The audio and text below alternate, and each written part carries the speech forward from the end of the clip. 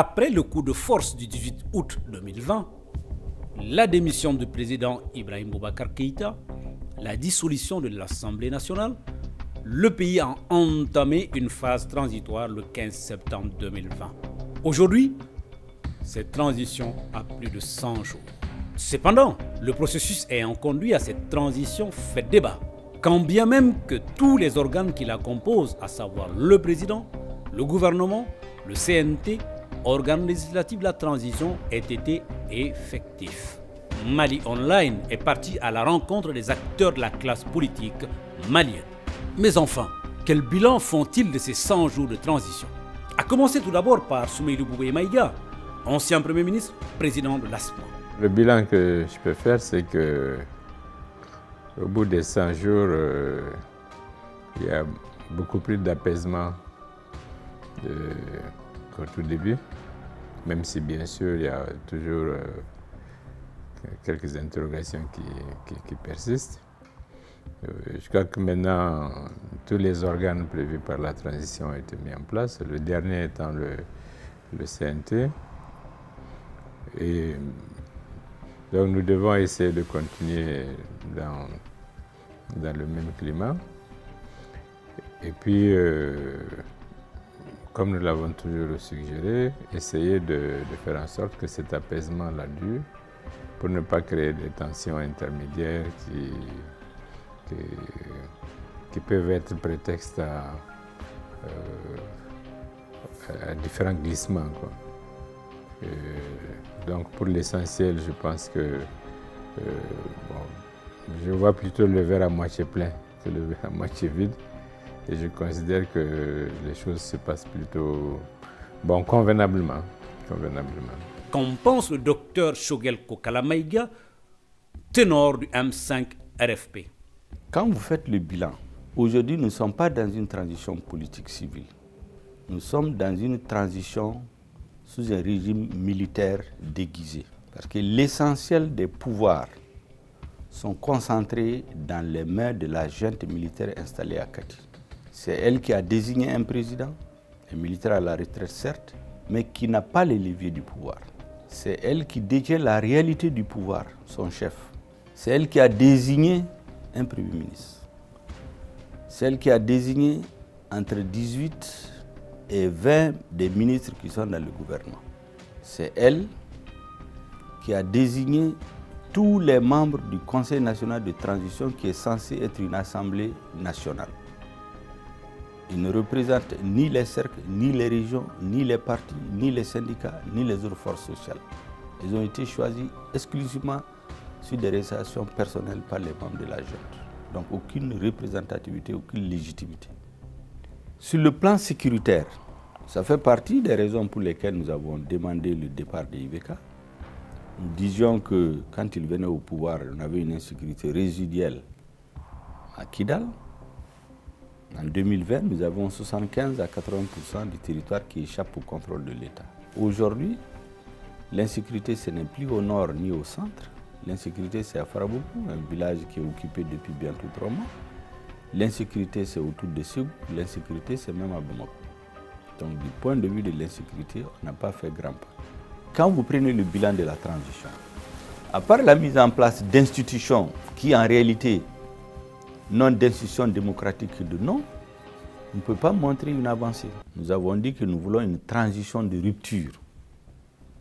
Pas la rupture de la transition, en tout cas à ce stade, mais il faut que la transition rompe, qu'il y ait une rupture claire et nette avec les anciennes pratiques. Le fait d'acheter les gens, de les intimider, de les corrompre, de les menacer, de les arrêter pour qu'ils suivent la voie des seigneurs du jour, ça c'est les pratiques contre lesquelles on s'est élevé. Et nous voyons malheureusement que ça continue. Donc au total, le bilan est largement en deçà des attentes des Maliens. L'ancien Premier ministre Moussa Mara, président d'honneur du parti Yéléman, nous a également donné son avis. La transition a commencé dans un contexte très difficile, contexte de division importante. Et vous savez, la transition, c'est une période où le pouvoir ne peut pas être considéré comme légitime puisqu'il n'a pas été choisi par le peuple. Donc forcément, quand le contexte est un contexte de division, la transition, elle va être toujours ballottée Il n'y aura pas de décision qui fera l'unanimité en fonction des positions des uns et des autres. Il y aura toujours des critiques. C'est comme ça que nous avons évalué ces 4 derniers mois. Mais ce qu'il faut quand même noter, c'est que les organes de la transition ont pu être mis en place. Ça a été fait avec un grand retard, mais ça a été fait. Et je pense qu'il ne faut pas regarder l'eau versée. La deuxième chose, les textes de base de la transition aussi ont été mis en place, la charte et puis la feuille de route. Nous avons maintenant 14 mois. Ces 14 mois, il faut essayer de les mettre à profit pour avancer beaucoup plus rapidement que ce qui a été fait ces 4 premiers mois. Donc ça veut dire, ce qui a été fait est bien, mais on peut faire nettement mieux. Sur la même question, que retient-on de Ousseynou Amion-Guindo, ancien député, ancien ministre et président du parti CODEM? 100 jours difficiles. Difficiles d'abord au plan social, avec toutes les séries de grèves que nous avons pu constater, surtout au niveau de la plus grande centrale syndicale du pays, notamment l'UNTM. 100 jours difficiles au plan politique, avec le tollé, c'est-à-dire que nous avons pu constater dans la mise en place des institutions de la transition, notamment la désignation du président de la transition. Ensuite, d'abord entre Maliens et nos partenaires internationaux. Ensuite, par rapport à la désignation du Premier ministre et du gouvernement. Aussi et surtout au niveau du Conseil national de transition que nous appelons CNT. Donc 100 jours ayant permis de mettre les structures de la transition telles que prévues dans la charte, bien entendu, mais non sans difficulté au plan politique, donc au plan social, même si ce n'est pas lié. Et 100 jours aussi, c'est-à-dire difficile, je dirais encore, au plan sécuritaire, parce que c'est vrai, beaucoup de nos zones dans le milieu rural, en réalité, sont aujourd'hui de plus en plus en train de signer allégeance aux terroristes. Donc, nous ne sommes pas surpris, parce que tout simplement, une transition, effectivement, comme on le dit, c'est une transition, et ça commence dans des difficultés. Alors nous prions pour que les jours à venir, en tout cas, soient meilleurs, puisque maintenant nous avons tous les organes de la transition, alors nous dirons qu'on peut maintenant commencer la transition. Thiomoko Sangaré, président de l'ADEMA PAJ, une des plus anciennes formations politiques du Mali, nous donne également ses impressions. Le démarrage a été un peu chaotique, mais au jour d'aujourd'hui, nous avons une feuille de route et une charte qui constituent les repères pour apprécier ce qui se fait ou se fera dans le cadre de la transition. Nous en avons pris acte et nous avons aujourd'hui les organes qui ont été mis en place pour la mise en œuvre de la charte et de sa feuille de route. Notre option à l'ADEMA, c'est que la réussite de cette transition conditionne le reste pour le pays. Et c'est pour cette raison que nous avons décidé d'accompagner la transition, de l'appuyer autant que nous pouvons. Et de ce point de vue, nous estimons qu'il y a un certain nombre de précautions à prendre pour éviter que le processus se retrouve plombé par les mêmes causes qui ont fait que le démarrage a été difficile. Et parmi ces causes, il y a deux sur lesquelles j'aimerais attirer l'attention. La première, c'est le déficit d'inclusivité. Et la deuxième, c'est le déficit de concertation. Et aujourd'hui, nous pensons que, puisque tous les organes sont en place, l'essentiel en termes des réunions, des conditions appropriées pour la réussite de la transition est en marche. et que si tous s'y mettaient, alors on devra pouvoir, au finish, dire oui, nous avons su conduire une transition qui nous a permis de régler l'essentiel des problèmes qui étaient posés et qui devaient être l'objectif visé par cette période d'exception. Que peut-on retenir de ces 100 jours de la transition? Issa Kaoudjim. Vous l'avez dit en parlant 100 jours de gestion de cette transition. Quel bilan? Je ne parle pas de bilan, je parle plutôt, alors, quelle avancée? Nous sommes sortis de l'embargo imposé par la communauté internationale à travers la CEDEAO, donc ça c'est un acquis.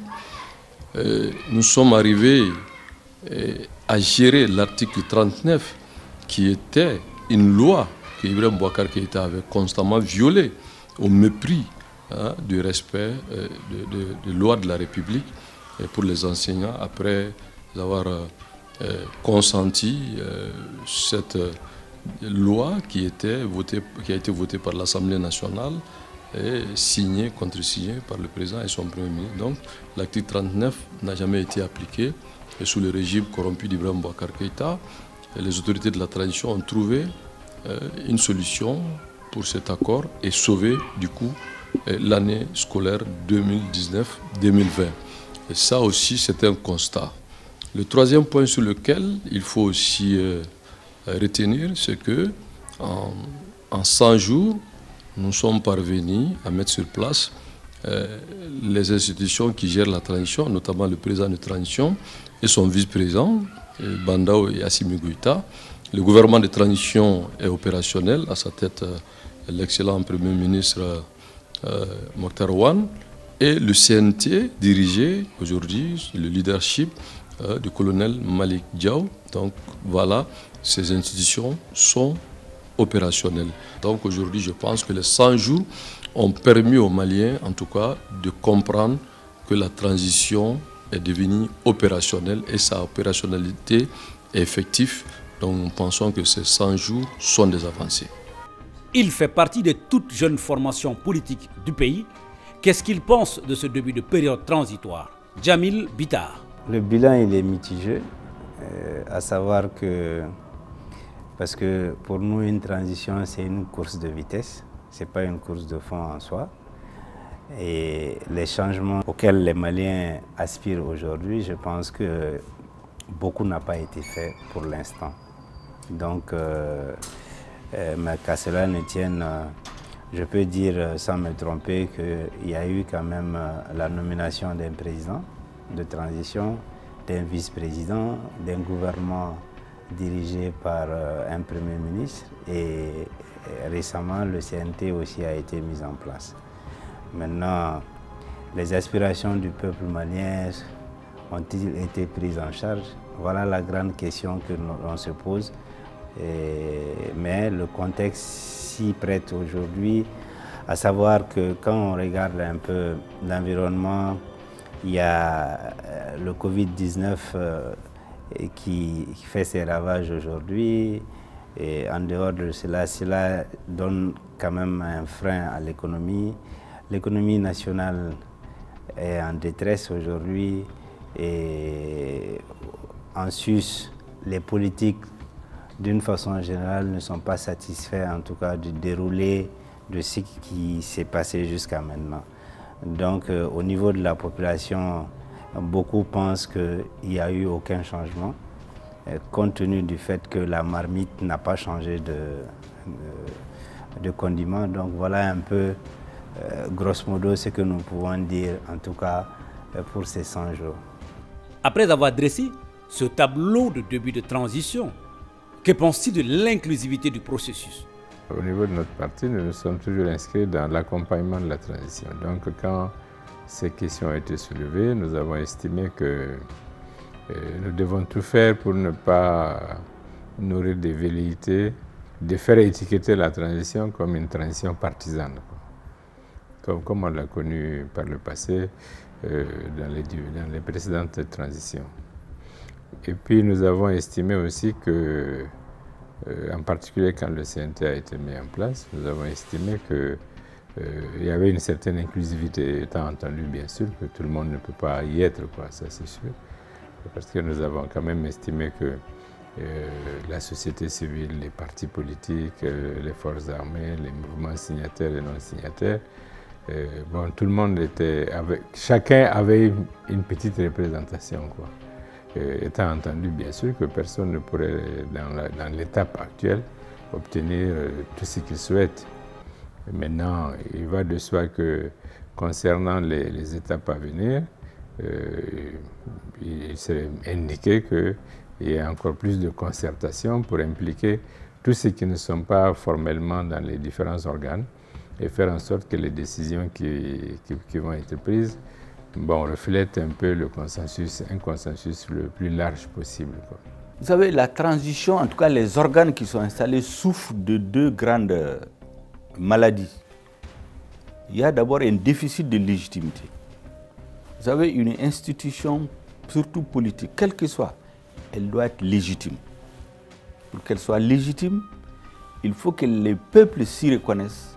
Il faut qu'elle fonctionne suivant les lois. Vous avez manifestement, le principal acteur du changement, c'est le M5-RFP. Et l'acteur qui est venu parachever, c'est le CNSP, les militaires. Vous ne pouvez pas parachever l'action d'une force politique, s'accaparer après de tous les leviers pour aller vous accoquiner, vous associer avec ceux qui ont combattu le changement. Vous savez, lorsqu'on a rencontré les militaires, la première fois quand nous les avons rencontrés, ils ont parlé de partager les postes. J'ai dit attention, on ne construit pas une maison par le 4e étage. Le soubassement, c'est d'abord nous entendre sur quel sens nous donnons au changement. Pourquoi les gens se sont battus? Deuxièmement, si les gens se sont battus, quels sont les actes que le gouvernement doit poser, les actes de gouvernance au quotidien pour que les citoyens croient au changement? En troisième lieu, quels sont les organes et les outils qu'il faut avoir en main pour réaliser ce changement? Les nominations, ce n'est que le 4e étage. Ils ont commencé par nommer des gens. Aujourd'hui, la réalité, c'est qu'ils ne savent pas pourquoi ils sont venus. Ils savent qu'ils sont venus trouver un régime affaibli, ils l'ont enlevé, ils se sont installés et ont fait du surplace. C'est pour cela que le sentiment général des Maliens, c'est que rien ne bouge. Au rythme où on va, ils vont droit dans l'impasse, dans le mur tôt ou tard. Mais il y a la possibilité de rectifier les changements. Et c'est à cela que le M5 travaille jusqu'ici. Nous n'avons jamais dit que nous rentrons dans une logique de rupture du changement. Tout le monde sait que nous savons nous assumer. Le jour où nous estimerons qu'il faut dire qu'il faut que ce régime-là démissionne, nous allons le dire. Qu'on ne veut plus de ce régime-là, nous le dirons. Mais aujourd'hui, nous sommes en train de faire de la pédagogie, leur expliquer pour qu'ils comprennent qu'ils sont sur la mauvaise voie. La non-inclusivité, ce n'est pas seulement la classe politique. Même la CEDEAO qui vient d'arriver l'a constaté. Et donc là, il faut faire des efforts. C'est-à-dire la transition, les autorités de la transition, le président, son vice-président, le gouvernement, doivent faire le maximum pour justement asseoir leur légitimité.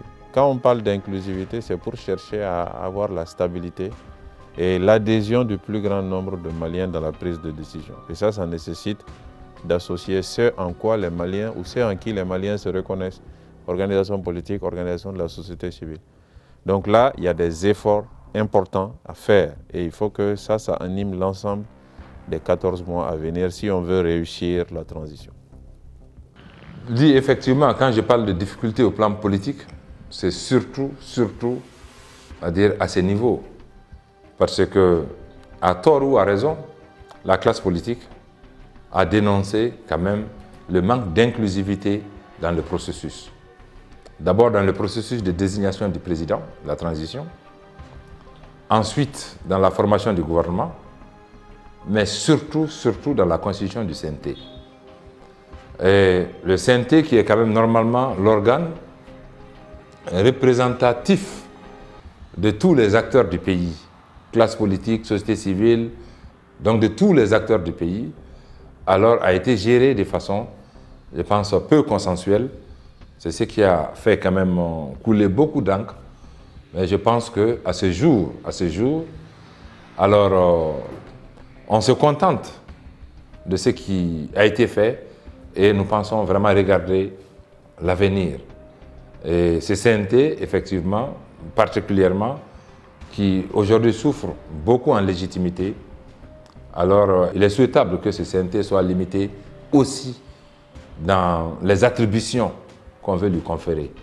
Vous voyez, la Cour constitutionnelle a dénié aux membres du CNT la qualité de député, les titres de député.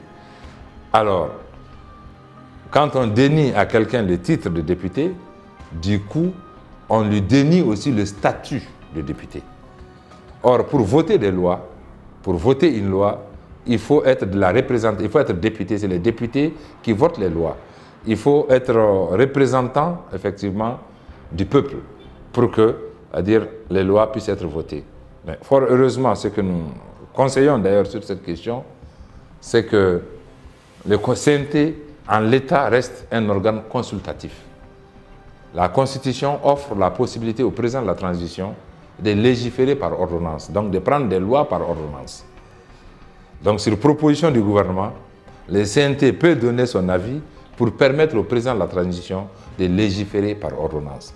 Nous pensons que c'est plus simple pour éviter d'autres soubresauts, parce que certaines réformes majeures, quand elles seront confiées au CNT, ça peut donner lieu à des soubresauts, donc dû au manque de légitimité qu'on lui reconnaît dès sa mise en place. Dans la pratique, est-ce que les règles sont respectées? C'est autre chose. Et cela interpelle la poursuite justement de notre projet, du projet ADEMA. Donc faire en sorte que les libertés conquises, la démocratie conquise puisse véritablement être mise au service des citoyens. Mais nous disons aussi que la démocratie qui permet à chacun de se retrouver dans la formation politique de son choix suppose aussi la responsabilité, comme la liberté suppose la responsabilité. Nous nous sommes battus pour conquérir des droits et nous estimons que chaque droit est en couple avec un devoir. Alors, aujourd'hui, comme je l'ai dit, la transition a souffert à son démarrage de déficit d'inclusion et de concertation. C'est pour ça que tout à l'heure, j'ai lancé l'appel aux autorités de la transition de veiller à ce que la suite des événements soit marquée par une réelle inclusion de l'ensemble des acteurs concernés et surtout par des concertations autour des questions qui doivent être réglées.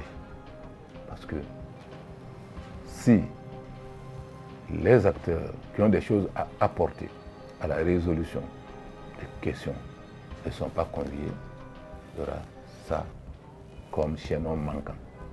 Et naturellement, ça va pas faire, impacter la qualité du résultat. Moi, je pense que il faut avancer, il ne faut pas nous ramener à l'arrière, parce qu'aujourd'hui, ce qui est important, c'est la réussite de la transition. Pour réussir la transition, l'inclusivité, c'est quoi l'inclusivité? C'est pour que tous les Maliens de tous bords, de toute sensibilité, de toute confession, se retrouvent ou se reconnaissent dans les décisions et qui engagent la nation malienne. C'est à ce prix qu'on parle d'inclusivité. Et je pense que pour une fois, toutes les personnes de bonne foi, de tous bords, doivent reconnaître le caractère inclusif du CNT. Ce que les gens ont reproché, c'est la forme et la manière dont les décrets, voilà, son application, etc., etc. Mais personne n'a remis en cause que dans le CNT, vous avez des Maliens de l'extérieur qui sont représentés, vous avez des handicapés qui sont représentés, vous avez des artistes, des grands renommés qui vendent la culture malienne, notamment Salif Keïta, Gabriel Makma. Vous avez aussi certains ténors du monde politique, hein, depuis des décennies, sont là. Vous avez aussi nos frères et amis hein, des signataires des accords d'Alger sont là. Vous avez les notabilités de tous les coins et recoins du Mali sont représentés. Vous avez les confessions religieuses qui sont représentées. Vous avez nos forces de défense et de sécurité sont représentées. Vous avez les opérateurs économiques. Vous avez les acteurs non moins importants, pour ne pas dire des acteurs clés, hein, sont importants de la lutte pour nous débarrasser de ce régime corrompu d'Ibeka, notamment la version originale, historique, légitime du MSM que nous faisons partie, alors sont représentés. Donc aujourd'hui, parler d'inclusivité n'est que du pléonasme, sinon je crois que le caractère du CNT est très inclusif pour les Maliens de bonne foi. Nous pensons réellement parce que nous sommes acteurs, en tout cas majeurs de ce changement. Je le dis au passage, nous sommes du M5-RFP, nous demeurons M5-RFP. Je suis encore membre du comité stratégique et c'est pour vous dire quelque part que ce changement que nous avions voulu, nous l'avons voulu pour un Mali nouveau. On le dit fréquemment Mali croix. Et les fondements dont il était question, parce qu'il était question de refonder l'État du Mali. Refonder l'État du Mali passait forcément par des réformes majeures. Et ces réformes majeures dont il était question, leur prise en charge aujourd'hui, pour nous, n'est pas d'actualité. Parce que la préoccupation majeure aujourd'hui des autorités, c'est d'aller directement aux élections.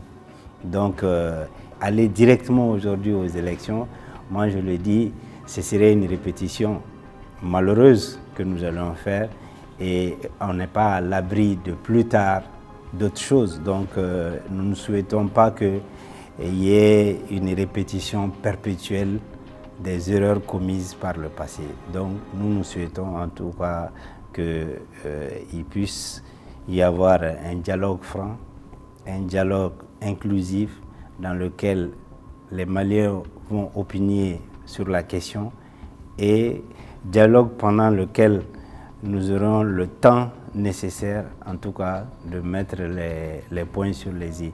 L'un des points phares de la feuille de route assignée aux autorités de la transition est l'organisation des élections transparentes et crédibles. Qu'en pense ces ténors de la classe politique malienne? Sont-ils impliqués dans les travaux concernant les prochaines élections?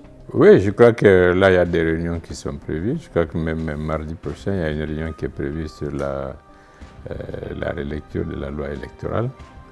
Et je pense que cette matière-là, la matière électorale, doit faire l'objet vraiment de consultations, de concertations très approfondies pour essayer de nettoyer nos textes de tout ce qui peut être source de confusion, de conflits, d'interprétations divergentes, afin d'aboutir à ce que toutes les réunions et toutes les concertations ont suggéré, c'est-à-dire depuis la conférence d'entente nationale jusqu'au dialogue national inclusif, à savoir mettre en place peut-être une structure unique de gestion des élections à côté de l'administration. Et enfin, en tout cas dans un rôle mieux défini, parce qu'actuellement nous avons quand même plusieurs organes ou bien plusieurs institutions qui s'occupent des élections. Il y a la CENI, il y a la DGE, qui s'occupe beaucoup plus du recensement et du fichier électoral. Il y a le ministère de l'administration territoriale, et puis il y a la Cour constitutionnelle. Donc je crois qu'il y a une unanimité pour dire qu'il faut rationaliser tout cela et rendre tout cela assez transparent. Et je crois qu'il y a une série de rencontres maintenant qui vont se dérouler et dont nous espérons qu'elles vont aboutir à ce que nous puissions nous doter d'un cadre légal assez transparent et maîtrisé par tous, quoi. Bon, je pense que ce qui a été publié et que nous avons vu sur les réseaux, je pense que n'est pas forcément un programme. Je pense que je peux comprendre ça comme une esquisse de programme, mais pas honnêtement un agenda électoral. Un agenda électoral, à dire, est plus profond, donne plus de dates, donne plus de précisions. Donc pour l'instant, ce que nous avons vu, en tout cas qui est sujet à débat, ne prend pas en compte normalement le chronogramme que l'on veut pour l'organisation des élections. Nous rappelons que pour nous, la seule priorité d'ailleurs de la transition, c'est l'organisation des élections, permettre à un pouvoir démocratiquement élu de s'installer. Les réformes en profondeur dans notre pays requièrent une certaine légitimité. Et cette légitimité est contestée aujourd'hui à la transition. Et donc, il est difficile, effectivement, si on ne veut pas exposer, si on ne veut pas s'exposer à d'autres soubresauts, donc, effectivement, l'élection, c'est-à-dire, soit la priorité de la transition, comme partout dans le monde. Comme partout dans le monde. Donc, deuxième élément, c'est la sécurité. Parce que pour parler de bonnes élections, pour parler d'élections inclusives, il est important, effectivement, de faire en sorte que la sécurité revienne au maximum sur le territoire national. Nous sommes associés. Ça, par contre, c'est le lieu de saluer le ministre en charge de l'administration territoriale. Je pense que c'est le ministre de la Transition qui a rencontré le plus souvent possible les acteurs politiques et de la société civile. Moi, si je compte, il a rencontré 4 fois les organisations de la société civile et les acteurs politiques. Donc ça, c'est positif. Il y a un cadre de concertation qui existe au niveau du ministère. Ce cadre a déjà fait 2 réunions. Et c'est dans ce cadre-là, je pense que l'essentiel des actions vers les élections doivent être organisées. D'abord, la relecture et l'amélioration du cadre électoral, le code électoral, peut-être la création d'un organe unique de gestion des élections et puis les autres réformes. Et ensuite, maintenant, les calendriers des élections et ensuite la tenue des élections. Avec le ministre, je pense que nous sommes dans un bon tempo et je suis optimiste que les choses se passeront bien. Je pense qu'on s'est déjà prononcé sur ça. Ce qui est en train de se faire n'est pas acceptable. Nous n'y sommes pas associés ni dans les formes ni dans le fond. Et de cette façon-là, je suis convaincu qu'ils vont dans l'impasse. Les travaux préparatoires des élections se font au niveau du cadre de concertation qui est en place depuis 20 ans déjà entre le ministère de l'administration territoriale et les partis politiques. Le cadre fonctionne.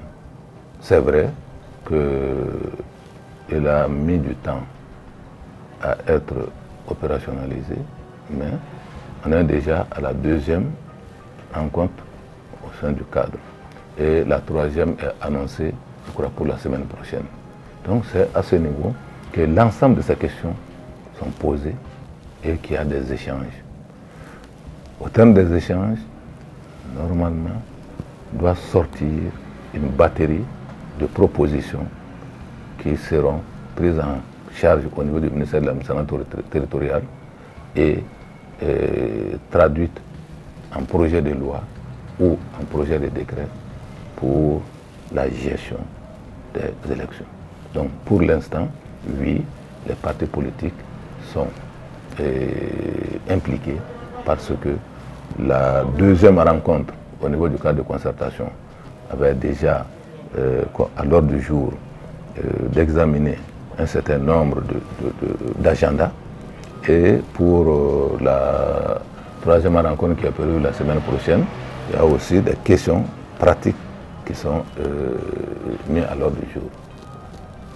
Maintenant, comme je l'ai dit, le cadre de concertation prévu au niveau du ministère de la Réconciliation n'a pas encore commencé à être opérationnel. Et vivement qu'il soit mis en place et qu'il commence à être opérationnel, parce que c'est là que nous devrons nous entendre sur les réformes à faire en matière institutionnelle, notamment par rapport au périmètre de la révision constitutionnelle, qui n'est pas aujourd'hui évident. Parce que j'ai entendu certains dire qu'il faut aller vers une nouvelle constitution, il faut aller vers une nouvelle république, il faut aller vers une nouvelle société civile, il faut aller vers une nouvelle classe politique, il faut aller vers une nouvelle société malienne. Mais ce dont nous avons besoin, c'est un cadre approprié pour la prise en charge des missions qui sont dévolues à la transition. Et comme je l'ai dit, la finalité de sa mission, c'est l'organisation d'élections transparentes, crédibles, inclusives. Bon, au niveau de l'administration territoriale, notre formation politique est invitée comme tant d'autres. C'est un processus, mais pour moi, jusqu'à preuve du contraire, il n'y a rien de concret qui s'est dessiné à ce niveau. À savoir, l'opinion nationale aujourd'hui veut qu'au niveau des organisations, des organismes et des structures qui organisent les élections, qu'il y ait une seule structure. Et cette structure, ça a été validé pendant le dialogue national inclusif, et après, les politiques en ont fait leur cheval de bataille. Mais jusqu'à preuve du contraire, nous sommes en train d'évoluer dans l'ancien système. Et l'ancien système a trop de défaillances. Et c'est ce qui va amener des contestations. Et de contestation en contestation, si nous ne faisons pas attention, nous risquons en tout cas d'aller droit dans le mur. Au-delà du politique, en tant que citoyen, quelles solutions préconise-t-il pour une bonne marche de cette période transitoire? Les solutions, c'est exactement ce que la CEDEAO a demandé. D'abord, la première chose, plus de transparence, plus d'écoute, plus d'ouverture de nos autorités de transition. Je pense qu'il faut faire beaucoup plus d'efforts que ce qui est fait. Deuxième élément, rechercher coûte que coûte à assurer le plus grand nombre de Maliens dans le train de la transition. C'est ce qu'on appelle l'inclusivité. L'inclusivité ne veut pas dire forcément donner des places à tout le monde, mais écouter, associer et travailler avec les uns et les autres. Je pense que si ces deux éléments sont observés, il y a de bonnes chances que nous allions vers une transition plus apaisée et donc plus efficace. Évidemment, il faut aussi demander aux partenaires sociaux de tenir compte du contexte exceptionnel dans lequel nous sommes et de tenir compte des moyens de l'État et de ses limites et de travailler en bonne intelligence avec les autorités de la transition. Je suis optimiste quand je vois que l'UNTM est en train de négocier avec le gouvernement. Les négociations sont en cours. J'espère qu'elles aboutiront à ce que nous n'ayons plus de grève pendant les 14 mois à venir et que nous puissions achever la transition dans les bonnes conditions. Bon, je peux dire Kahin Kaha, comme on nous l'a appris à l'école primaire. Kahin Kaha, mais le car arrive à Grimaldi. Donc, autrement dit, c'est avec beaucoup de difficultés et cette transition a besoin aujourd'hui de beaucoup d'encadrement. D'encadrement, que ce soit au niveau national, mais aussi, vous avez vu, nous ne sommes pas seuls, et nous sommes dans des organisations internationales, notamment la CEDEAO, qui vient de boucler une mission d'évaluation de la transition dans notre pays, et qui effectivement tient à ce que la transition soit comprise dans les 18 mois comme prévu, et que effectivement la priorité soit donnée aux élections. Donc nous, notre rôle, ce serait de faire en sorte, chaque fois, de veille. Et d'ailleurs, c'est dans ce sens que nous nous sommes organisés au niveau de Djigiakoura pour servir de structure de veille pour que la transition ne déroute pas, pour qu'elle ne dérape pas, et en termes d'alerte, en termes de conseils, et pour pouvoir quand même aider à mieux éclairer cette période de transition. Autant nous n'allons pas nous installer aussi dans une transition où on va se poser la question de sa finalité ou sa durabilité. Il faut certes aller vite, mais en prenant en compte les aspirations profondes qui amènent le peuple à se soulever contre ce régime corrompu. C'est la refondation de l'État pour améliorer la sécurité sur l'ensemble du territoire et surtout aussi assurer la sécurité des personnes et leurs biens et rendre un accord opérationnel intelligemment qui ne remet pas en cause le vivre ensemble, qui ne remet pas en cause l'unité du pays, mais qui prend en compte la spécificité de certaines questions qu'il faut accepter avec intelligence, avec courage. Et vous l'avez dit, aller à des élections, mais pas à n'importe quel prix. Nous n'allons pas à des élections à n'importe quel prix. Regardez aujourd'hui, vous avez plus de 230, 40 partis politiques qui vivent de l'argent du contribuable.